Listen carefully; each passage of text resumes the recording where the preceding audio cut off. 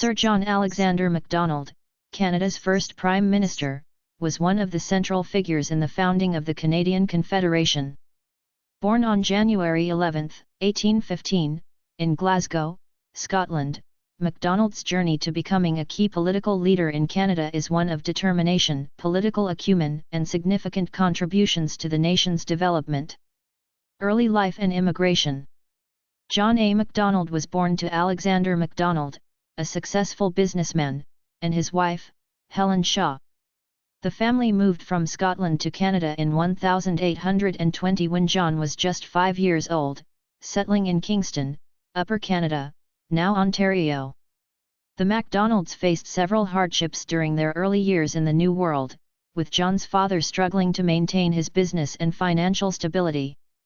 This financial instability meant that John's formal education was sporadic, but he was tutored privately, gaining an interest in law and politics at an early age.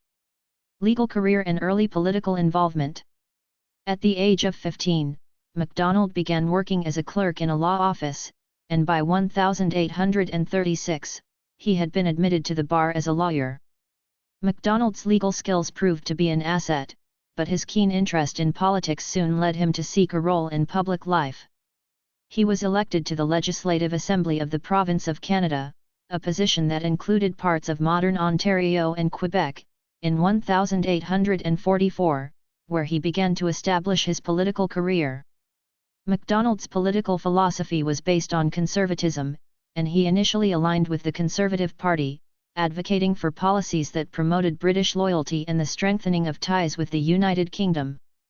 Throughout the 1840s and 1850s, Macdonald was actively involved in local and provincial politics, building a reputation for being an astute negotiator and a pragmatist.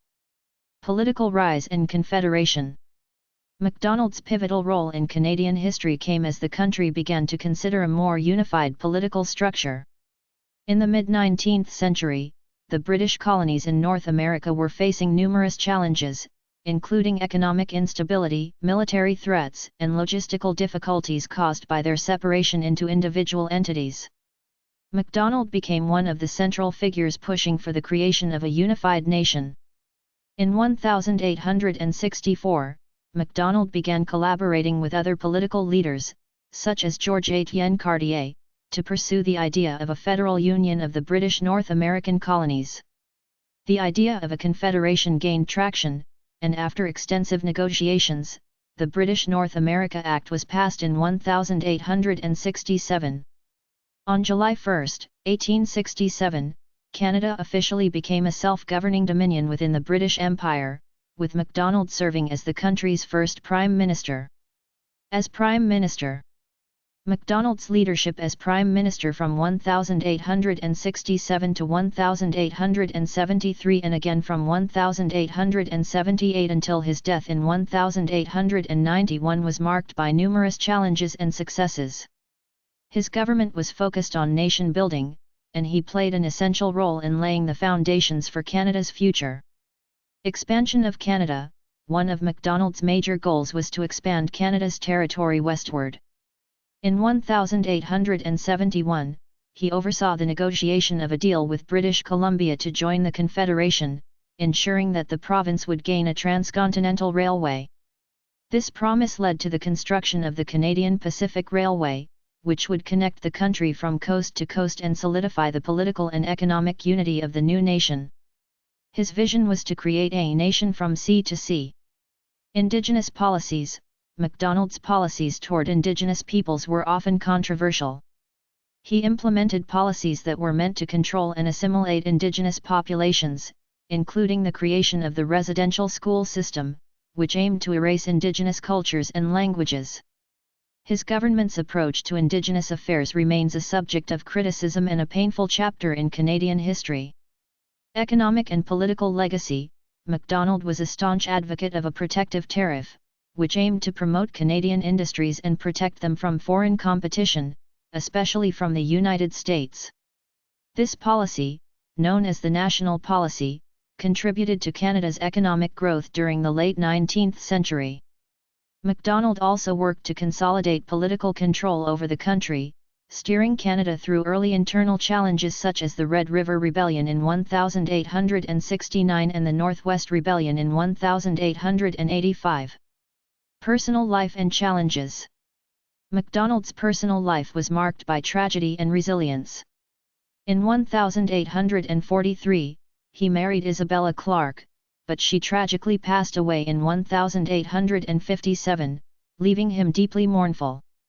He later remarried to Susan Agnes Bernard in 1867.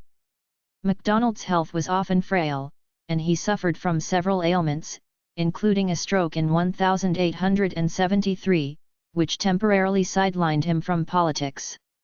Throughout his career, Macdonald faced intense opposition from political rivals, particularly from the Liberal Party, which criticized his policies and leadership. Despite the challenges, his political insight, ability to unite disparate groups, and relentless commitment to a unified Canada ensured his place as a defining figure in the country's early development. Death and legacy. Sir John A. Macdonald passed away on June 6, 1891, at the age of 76. His death marked the end of an era in Canadian politics. Today, he is regarded as one of the country's founding fathers, and his legacy is cemented in the creation of the Canadian Confederation. However, his legacy is complex, as modern reflections on his policies toward Indigenous peoples and the treatment of minority groups have sparked ongoing debates. Macdonald's impact on Canada remains undeniable. He laid the foundations for a country that would grow into one of the world's most prosperous and stable nations.